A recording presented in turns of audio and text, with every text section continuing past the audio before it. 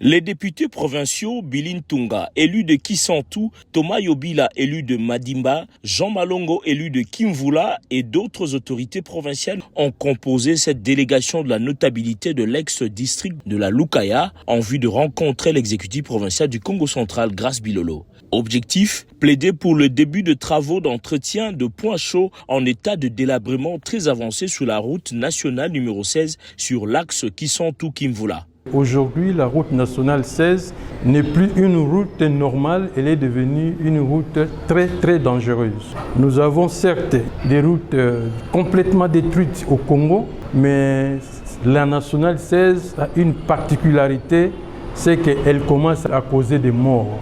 Nous nous sommes dit, nous devons aller voir le gouverneur sur un sujet qui n'est certes pas de notre compétence entière, mais en nous faisant violence et en reconnaissance du pouvoir de lobbying que dispose le gouverneur de province pour les matières à compétence nationale, pour voir à quel point il peut intervenir. Je fais allusion aux engins que la province a achetés pour réhabiliter les routes des districts agricoles.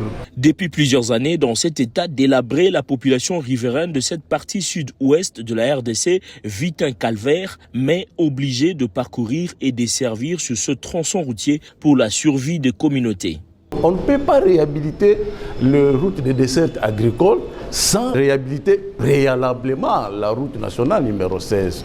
Et selon les programmes qui a été prévu, la réhabilitation pour chaque territoire est de 50 km.